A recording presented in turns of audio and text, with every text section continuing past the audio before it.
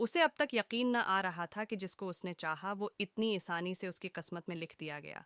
न कोई समाजी रोड़ा उठका दरमियान में, न कोई घरेलू एतराज उठा। सब एकदम से बिल्कुल फिटाफट हो गया और यूं आसानी से हुआ कि वो खुद हैरान रह गई। आखिर उसे पहले कहाँ पता था कि अधर से समीर भी उसे इतना ही चाहता है जितना वो उसे, वो भी इसी की तरह उसकी मोहब्बत में अंदर तक डूबा हुआ है।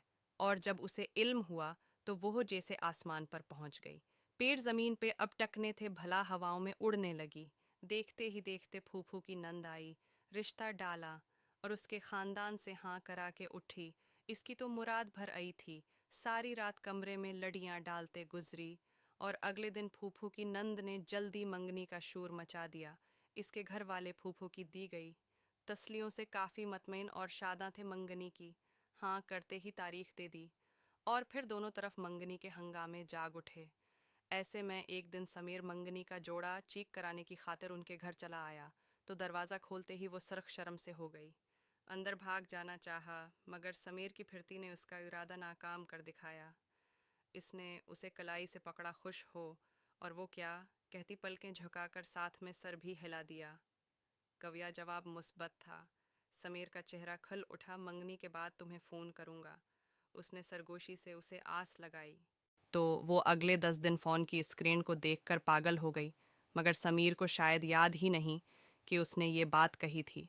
काश वो इस वक्त वादा न करता तो अज मैं उस नाराज़गी में डूबी फ़ोन ही की तो न होकर रह जाती। वो अंदर ही अंदर खुद को कोसती रही कि उसी वक्त उससे पका वादा क्यों न करा लिया। मंगनी के दूसरे हफ्ते फ़ोन के उस पार से आती समीर की भारी मगर मीठी आवाज़ ने उसके हवास ही नहीं साथ उसका दिल भी खींच लिया। कैसी हो उसका पूछना था कि उसका जी चाहा अपना दिल खूल कर सारे का सारा उसके सामने रख दे। मगर हाया उड़े आ गई। वो धीमा सा मुस्कुरा दी। अच्छी हूँ वो तो मैं भी जानता हूँ। उस अच्छे पन्ने तो जैसे अच्छे खासे अक्ल शऊर वाले बंदे को बेअक्ल कर दिया है। समीर ने अपने जर्म मोहब्बत का एतराफ़ किया तो उसका दिल भी धड़क गया। फिर उस दिन समीर ने बहुत बातें की थीं, बहुत से वादे किए, बेशुमार अहदो पीमा बांधे। वो इसकी मोहब्बत में अंदर तक भीगती चली गई। इन्हें वाले दिनों में भी समीर ने हर पल हर लहजा उसे अपनी मोहब्बत का यकीन दिलाया था। उसे बता रहा था कि इसके बग़ैर इसके दिल किस कदर बेचैन और रातें कितनी बेसुकून हैं। वो इसकी ऐसी मोहब्बत भरी बातें सुनकर खुद को दुनिया की खुशकस्मत तरीन लड़की समझने लगी, जिसका चाहने वाला मनगेतर था जो उसके बगैर खुद को अधूरा समझता। वो फिर काहे ना खुद पे उतराती। समीर तो जल्दी शादी करने का ख्वाहिशमंद था मगर मनाहिल के घर वाले ही थोड़ा टाल मिटोल कर रहे थे कि बेटी ब्याह देना आसान कहाँ है। सुई से लेकर सिलाई तक तैयारी होती है, अभी कैसे शादी हो सकती है। और उसके तो अभी बी एड के एग्ज़ाम्स होने वाले हैं। ऐसे कैसे एकदम से सब कुछ छोड़कर शादी कर दें। जब ही समीर के घर वालों से कुछ वक्त की मोहलत मांग ली थी। वो भी इस मंगनी के पीरियड को अभी इंजॉय करना चाहती थी। तब ही खामोश रही। वो भी दो दो तीन तीन दिन बाद लाजमी कॉल करता, उसकी कम सुनता, अपने दिल की सारी बातें सुनाता और उसका दिल बेकाबू किए जाता।